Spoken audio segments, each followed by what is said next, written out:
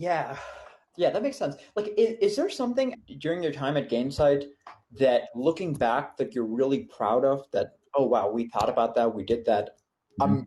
excluding the Spotify single. Yeah, yeah, Is there another thing that you did on a tactical basis that you're really proud of looking back? yeah. The biggest thing is, and I think Nilay, you'll appreciate this on the event side, was hosting an event, and our story was, um, we had been Nick, our CEO, and I were at the company for about 2 months at the time, not very long, and we were trying to figure out like what is our core value proposition, what market are we operating in, what I assume many founders are thinking through as well, and we had some conviction that there was this emerging job title called the customer success manager, and there was no one that was really championing that persona.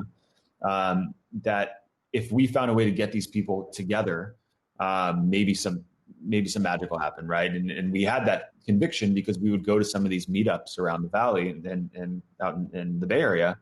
Um, and it wasn't like a fancy event or anything, but people had this feeling of like, my gosh, I'm finally around other people that are going through what I'm going through, and they're really kind of had this kind of sense of belonging. And so we said, if we basically did a meetup, but put a little bit more investment into it, and got some good speakers, and a fancy stage with lighting and all that, like what would that look like?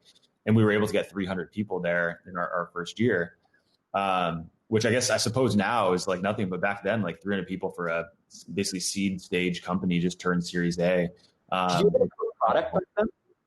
we had a product. We had probably like 5 customers though, and a few hundred K of ARR. It wasn't a big business by any means.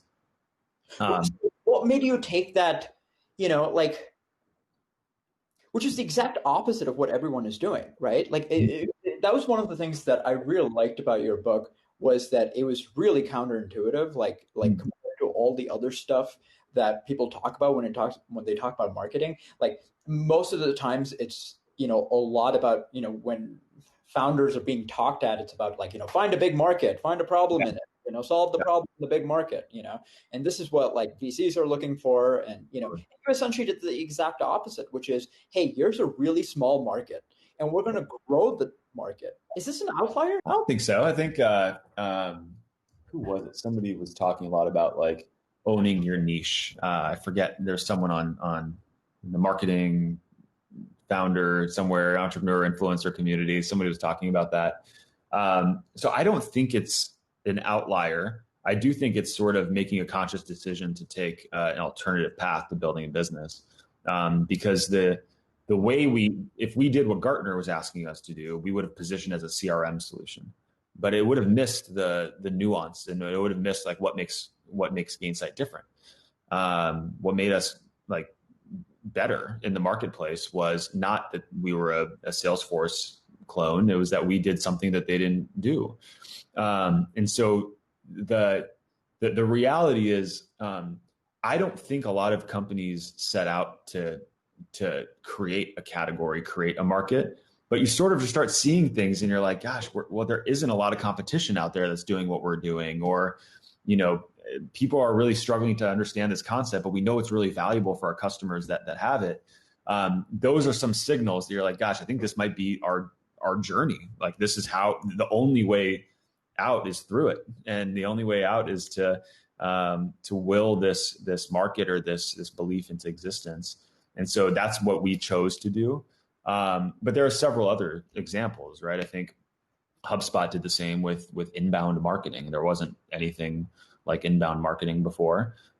Drift is doing it with conversational marketing, I think they call it, but they've sort of surpassed what Intercom has built in some cases here, and at least from a thought leadership perspective. So I think Gong is actually a great example too. Like, how many of us knew what conversational AI meant? How many of us were comfortable with a sales rep recording a call that we were on like 2 years ago, right? So they've sort of said, we're just going to like relentlessly focus on educating the market on why this matters.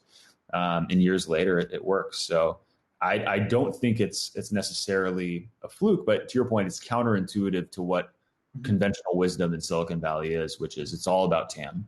And so, although although that there is some truth there, there is a way to grow your TAM, and I think that's kind of the story of Gainsight.